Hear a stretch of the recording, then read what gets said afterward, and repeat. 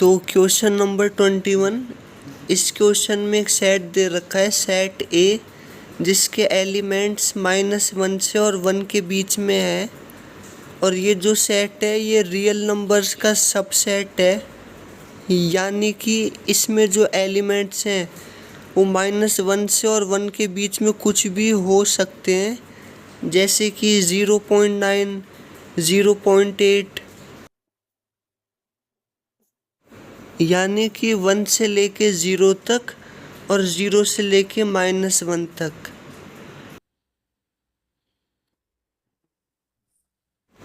अब यहाँ पे नेक्स्ट लिखा है कि discuss whether the following functions defined on set A R 1 onto और बाइजेक्टिव, यानी कि कुल मिला के यहाँ पे 4 फंक्शंस दे रखे हैं जो कि सेट ए के ऊपर डिफाइन है।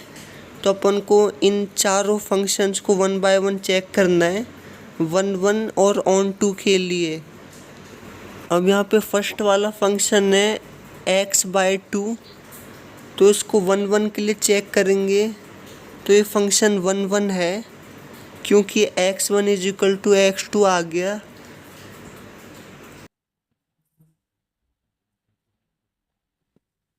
अब नेक्स्ट इस फंक्शन को ऑन टू के लिए चेक करेंगे, तो इस फंक्शन को फर्स्ट ऑफ ऑल y की फॉर्म में राइट करने पर ये आएगा।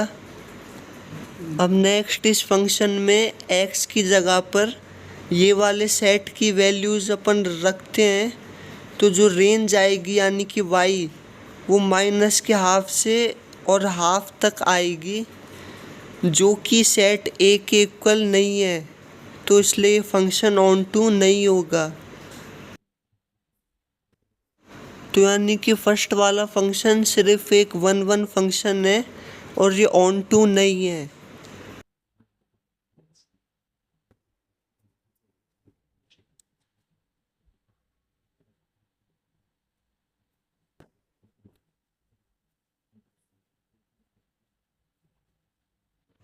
अब जो सेकंड वाला फंक्शन है वो है ये, जो कि सेट ए के ऊपर डिफाइन है। अब नेक्स्ट ये फंक्शन 1 नहीं है, क्योंकि -1 को भी x की जगह पे रखेंगे और 1 को भी रखेंगे तो दोनों का आंसर 1 ही आएगा, क्योंकि ये एक मॉड्यूलस फंक्शन है। अब नेक्स्ट अगर ऑन टू के लिए चेक करते हैं, तो ये फंक्शन में अपन x की जगह पे कोई भी वैल्यू रखेंगे तो वो हमेशा पॉजिटिव ही वैल्यूज़ देता है ये फंक्शन। तो इसलिए जो रेंज है वो सेट ए के इक्वल नहीं होगा, तो इसलिए ऑन टू नहीं है। अब जो नेक्स्ट वाला फंक्शन है वो है hx। अब इसको 1 के लिए चेक करेंगे, तो इसी फंक्शन को x1 और x2 करके आपस में इक्वल करने पर कुछ केस बनेंगे। जो फर्स्ट केस है कि अगर दोनों ही x1 x2 अगर पॉजिटिव हो तो कुछ ऐसा होगा, तो फिर x1 = x2 आ जाएगा। अब सेकंड केस में अगर दोनों ही नेगेटिव हो, अब यहाँ पे माइनस से माइनस कैंसिल होके और वही सेम कंडीशन बनेगी जो फर्स्ट केस में थी, यानी कि x1 अभी भी x2 के इक्वल रहेगा।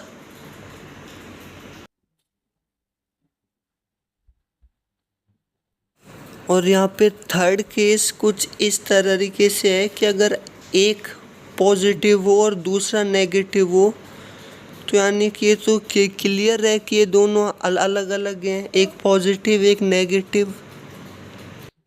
अब जैसे कि यहाँ पे x की जगह पे अगर पॉजिटिव नंबर रखेंगे तो आंसर पॉजिटिव आएगा इस फंक्शन में, और अगर नेगेटिव रखेंगे तो आंसर नेगेटिव आएगा, तो इसलिए दोनों के आंसर डिफरेंट आएंगे। सो hx इज़ 1 फंक्शन। अब यहाँ पे नेक्स्ट ऑन टू के लिए चेक करेंगे, तो अगर x की जगह पे इस फंक्शन में 0 से 1 तक नंबर रखते हैं जो कि सेट ए का ही एक हिस्सा है, तो जो फंक्शन होगा वो भी पॉजिटिव ही आएगा उसमें आंसर, यानी कि 0 से और 1 तक ही आएगा। और अगर x की जगह पे -1 से 0 तक रखते हैं यानी कि नेगेटिव नंबर्स, तो जो फंक्शन होगा वो भी नेगेटिव ही आंसर देगा, यानी कि -1 से 0 तक ही होगा। तो यानी कि जो टोटल रेंज जो होगी रखने पर वो -1 से 1 तक होगी, जो कि सेट ए के इक्वल है। तो इसलिए फंक्शन ऑन टू फंक्शन हो जाएगा।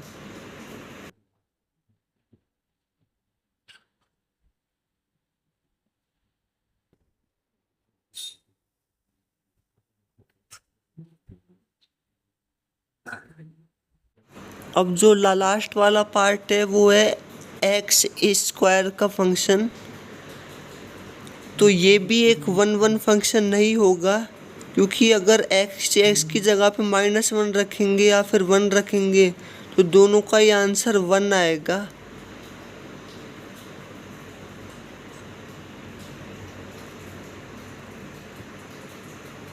अब नेक्स्ट ये फंक्शन ऑन टू भी नहीं होगा, क्योंकि ऐसा कोई नंबर ही इसमें अपन नहीं रख सकते जिसका आंसर -1 आ जाए, और -1 तो सेट ए में है, तो इसलिए सेट ए पूरा कवर नहीं हो पाएगा रेंज में।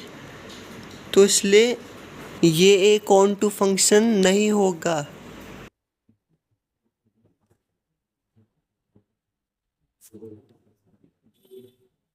Question number 22। इस क्वेश्चन में 4 रिलेशन दे रखे हैं जो कि नेचुरल नंबर के सेट पे डिफाइन है। तो इन चारों रिलेशंस को अपन को चेक करना है कि रिफ्लेक्सिव, सिमेट्रिक और ट्रांजिटिव है क्या।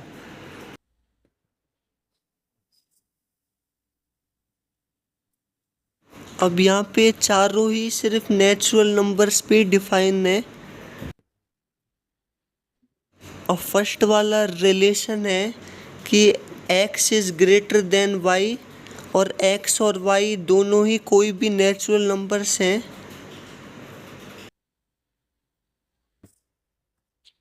अब फर्स्ट इसको रिफ्लेक्सिव के लिए चेक करेंगे, तो ये एक रिफ्लेक्सिव रिलेशन नहीं है, क्योंकि कोई भी नेचुरल नंबर अपने आप से बड़ा नहीं हो सकता है।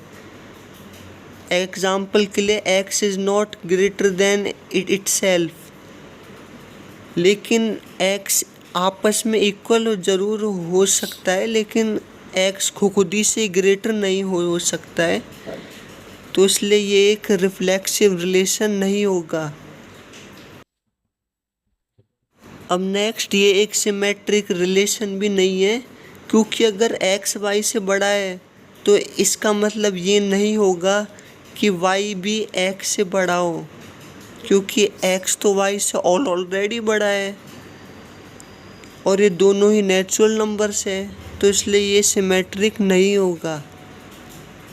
अब नेक्स्ट ये ट्रांजिटिव हो सकता है, क्योंकि अगर x y से बड़ा है और y a से बड़ा है, तो यानी कि a सबसे छोटा हो गया, तो इसलिए x भी a से बड़ा हो सकता है, जो कि ट्रांजिटिव की कंडीशन को फुलफिल कर रहा है।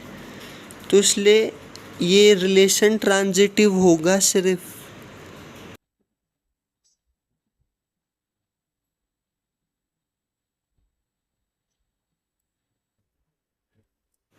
अब सेकंड रिलेशन है कि x + y = 10 है और दोनों ही x y नेचुरल नंबर्स हैं।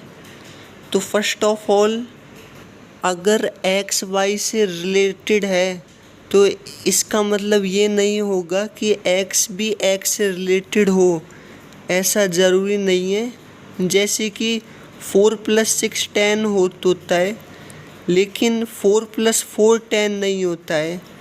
तो इसलिए अगर x y के साथ मिलके 10 का सम देता है तो इसका मतलब ये नहीं है कि x खुद ही के साथ प्लस होके भी 10 का आंसर दे, तो इसलिए ये रिलेशन रिफ्लेक्सिव नहीं होगा। अब नेक्स्ट ये रिलेशन सिमेट्रिक तो बिल्कुल हो सकता है, क्योंकि अगर x + y 10 है तो y + x भी 10 होगा, यानी कि x y से रिलेटेड है तो y भी x से रिलेटेड हो सकता है।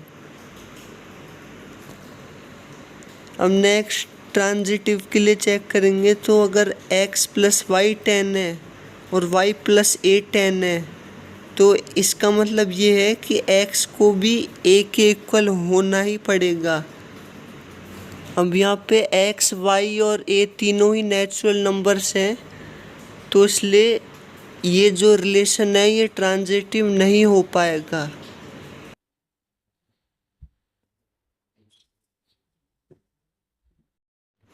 अब यहाँ पे नेक्स्ट रिलेशन है कि x और y कोई भी दो नेचुरल नंबर्स हैं और उनका जो मल्टीप्लिकेशन है वो किसी इंटीजर का इस स्क्वायर हो।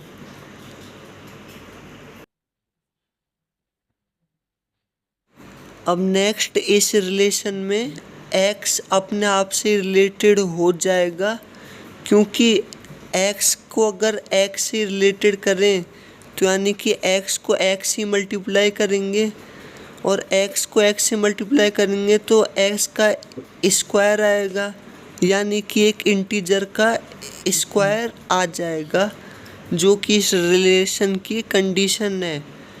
तो इसलिए ये रिलेशन रिफ्लेक्सिव हो जाएगा। जैसे कि x की जगह पे अपन 2 पुट करेंगे तो 2 का स्क्वायर 4 होता है यानी कि ये किसी इंटीजर का स्क्वायर ही तो आ रहा है तो इसलिए ये रिलेशन रिफ्लेक्सिव है।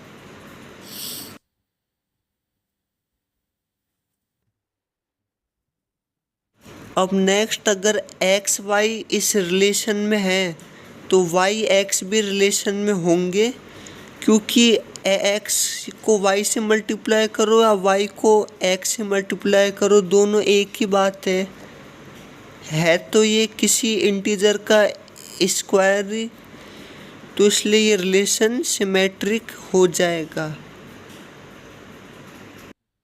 अब नेक्स्ट अगर एक्स वाई से रिलेटेड है और y किसी z से रिलेटेड है तो अपन एक्स वाई को एम स्क्वायर मान लेते हैं और वाई जेड को n का स्क्वायर मान लेते हैं यानी कि m और n कोई भी इंटीजर हैं और इनका अगर स्क्वायर कर दें तो वो एक्स वाई और वाई जेड के इक्वल आ जाएगा। अब यहाँ पे अपन को कोशिश ये करनी है कि x और z को आपस में रिलेटेड दिखाना है। अब यहाँ पे दो इक्वेशन है कि किसी m इंटीजर का स्क्वायर x और y के प्रोडक्ट के इक्वल है और y और z के इक्वल है n का स्क्वायर। कोई n एक इंटीजर है अगर इसका स्क्वायर कर दें तो y z के इक्वल है। अब नेक्स्ट स्टेप है कि अब यहाँ पे इन दोनों इक्वेशन की हेल्प से x और z की वैल्यूज़ अपन निकाल लेंगे। अगर इस इक्वेशन में y को नीचे ले जाए और दूसरी इक्वेशन में अगर y को ही नीचे ले जाए दोनों में ही राइट हैंड साइड तो ये दोनों इक्वेशन आ जाएगी कि x की वैल्यू ये और z की वैल्यू ये और अब x और z का मल्टीप्लाई कर देंगे तो इन दोनों वैल्यूज़ को कुछ इस तरीके से लिखेंगे और अब तीनों जगह पे स्क्वायर है तो इसको होल का स्क्वायर भी लिख सकते हैं। अब यहाँ पे एम एन अपॉन ये वाई ये भी तो एक इंटीजर ही है तो यानी कि x और z की वैल्यू किसी इंटीजर के स्क्वायर के इक्वल आ गई तो यानी कि x is related to z जो कि ट्रांजिटिव की कंडीशन को फुलफ़िल कर रहा है तो इसलिए ये एक रिलेशन ट्रांजिटिव हो जाएगा।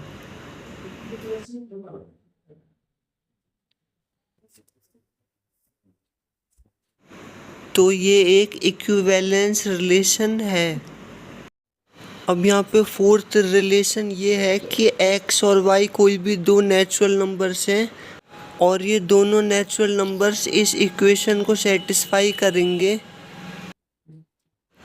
अब यहाँ पे नेक्स्ट अपन चेक करेंगे, तो अगर y की जगह पर अपन 1 पुट करते हैं तो x की जगह पे 6 आएगा, तो इसलिए एक पेयर तो बन जाएगा 6 1। और इसी तरीके से y की जगह पे अपन 2 पुट करेंगे तो x की जगह पर भी 2 आ जाएगा। अब यहाँ पे दो ही पेयर पॉसिबल हो पाएंगे, एक तो 6 1 और एक 2 2। अब नेक्स्ट ये रिलेशन रिफ्लेक्सिव नहीं होगा, क्योंकि इसमें 6 1 तो है लेकिन 6 6 से ही रिलेटेड नहीं है। और ये सिमेट्रिक भी नहीं होगा, क्योंकि इसमें 6 1 है लेकिन 1 6 नहीं है।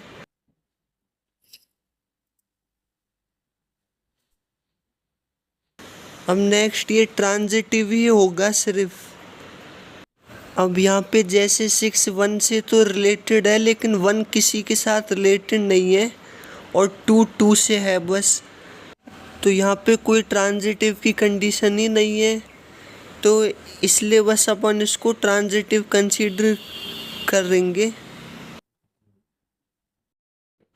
क्वेश्चन नंबर 23, यहाँ पे एक सेट दे रखा है, सेट ए, जिसके एलिमेंट्स 1 से लेके 9 तक सिंपल नंबर्स हैं, और इस पे रिलेशन डिफाइन है ए क्रॉस ए के ऊपर कि ए बी और सी डी आपस में जब भी रिलेटेड होंगे जब ए प्लस डी का सम इक्वल हो बी प्लस सी के सम के।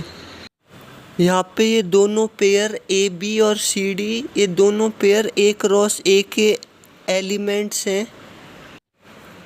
अपन को कुल मिला के इस रिलेशन को इक्विवेलेंस रिलेशन प्रूव करना है, और फिर लास्ट में इसकी इक्विवेलेंट क्लास भी फाइंड करनी है। अभी सॉल्यूशन में आएगा इक्विवेलेंट क्लास के बारे में। यहाँ पे सेट ए में 1 से लेके 9 तक नंबर्स हैं।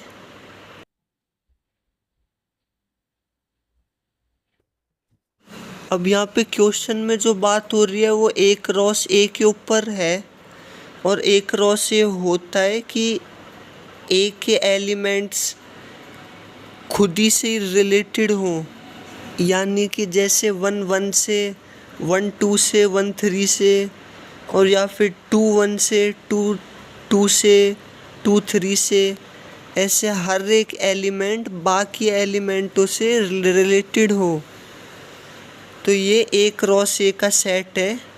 अब यहाँ पे रिलेशन ए क्रॉस ए के ऊपर ही डिफाइन है कि इन ए क्रॉस ए के कोई भी दो एलिमेंट आपस में जब भी रिलेटेड होंगे जब पहला एलिमेंट दूसरे पेयर के से लास्ट एलिमेंट से प्लस होके, और पहले पेयर का दूसरा एलिमेंट दूसरे पेयर के फर्स्ट एलिमेंट से प्लस होके आपस में इक्वल हो।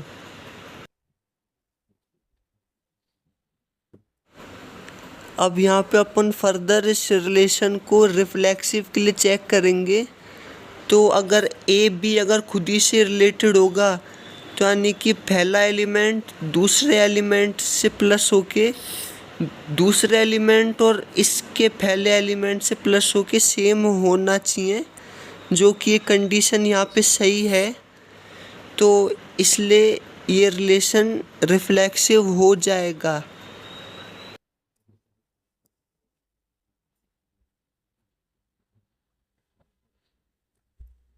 अब नेक्स्ट अगर इसको ट्रांजिटिव के लिए चेक करें, तो यानी कि अगर ए बी और सी डी से रिलेटेड है तो यानी कि सी डी भी ए बी से रिलेटेड होगा, क्योंकि अगर अपन कंडीशन देखें तो ए प्लस डी इक्वल है बी प्लस सी के, और यहाँ पे अगर सी प्लस बी भी करें और या फिर बी प्लस सी करें तो बात एक ही है, तो ये भी आपस में इक्वल हो जाएगा। तो यहाँ पे सिमेट्रिक की कंडीशन फुलफिल है, तो इसलिए रिलेशन इज सिमेट्रिक।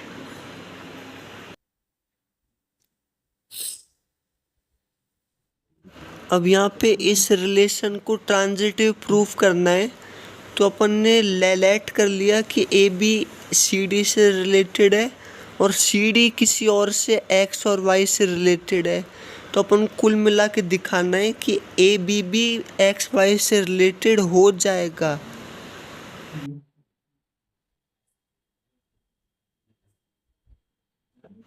अब यहाँ पे अपन ने ए बी और सी डी की कंडीशन और सी डी की और एक्स वाई की कंडीशन अपन ने रिप्रेजेंट कर दी। अब नेक्स्ट ए बी को एक्स वाई से रिलेट करने के लिए अपन को a plus y is equal to b plus x के इक्वल दिखाना है। तो वो अपन यही से कुछ ना कुछ करके और ऐसे ला सकते हैं। अब यहाँ पे अपन इस वाली इक्वेशन में दोनों साइड पे एक ही नंबर माइनस कर दें तो इससे कुछ ज़्यादा वो नहीं पड़ेगा फ़र्क, क्योंकि दोनों कैंसिल हो सकते हैं। तो अपन दोनों ही जगह c प्लस एक्स और d प्लस एक्स को लिख देते हैं, क्योंकि c प्लस वाई तो d प्लस एक्स के ही इक्वल है, तो ये तो सेम ही नंबर है। तो अपन एक सेम नंबर को इस इक्वेशन में दोनों साइड पे माइनस कर रहे हैं। यहाँ पे d प्लस एक्स और c प्लस वाई ये दोनों ही सेम नंबर है, क्योंकि आपस में इक्वल है इसलिए। तो अब नेक्स्ट यहाँ से d कैंसिल होके a माइनस एक्स आ जाएगा और c से c कैंसिल होके b माइनस वाई आ जाएगा। अब नेक्स्ट इसमें y और x को इधर उधर ले जाके a plus y is equal to b plus x के इक्वल आ गया, जो कि अपन को चाहिए था। तो यानी कि ए बी रिलेटेड हो जाएगा x और y के साथ। तो ये यहाँ पे ट्रांजिटिव की कंडीशन फुलफिल हो गई, तो इसलिए प्रूव हो गया है कि रिलेशन एक इक्विवेलेंस रिलेशन होगा।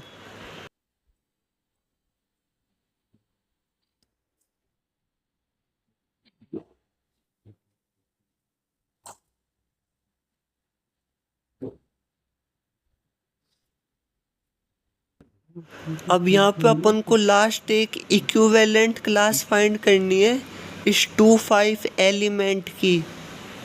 अब यहाँ पे ये 2,5 भी a क्रॉस a का एक एलिमेंट ही है, तो अपन को यहाँ पे वो एलिमेंट लिखने हैं a क्रॉस a के जो कि इसके साथ रिलेटेड होंगे, यानी कि जो कंडीशन है रिलेशन में वो सेटिस्फाई होनी चाहिए 2,5 के साथ। अब यहाँ पे कुल मिला के अगर 2,5 किसी एलिमेंट के साथ रिलेटेड है तो यानी कि 2 plus y is equal to 5 plus x के इक्वल होना चाहिए।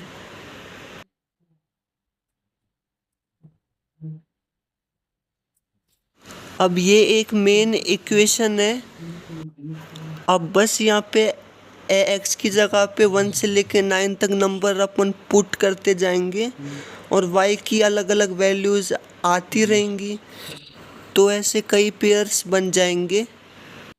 जैसे कि x की जगह पे 1 रखेंगे तो y की जगह पे आएगा 4, तो यानी कि यहाँ पे फर्स्ट पेयर तो आ जाएगा 1 और 4 का। और इसी तरीके से अपन बाकी पेयर्स भी इस इक्वेशन की मदद से फाइंड कर सकते हैं। अब यहाँ पे ये लास्ट पेयर हो जाएगा 6 और 9 का, क्योंकि सेट ए में 1 से लेके 9 तक ही एलिमेंट है, तो इसलिए सारे पॉसिबल पेयर यही होंगे जो कि 2,5 पेयर से रिलेटेड हों। तो यानी कि इक्विवेलेंट क्लास एक सेट है जिसमें सारे वो एलिमेंट आएंगे जो कि 2,5 से रिलेटेड होंगे।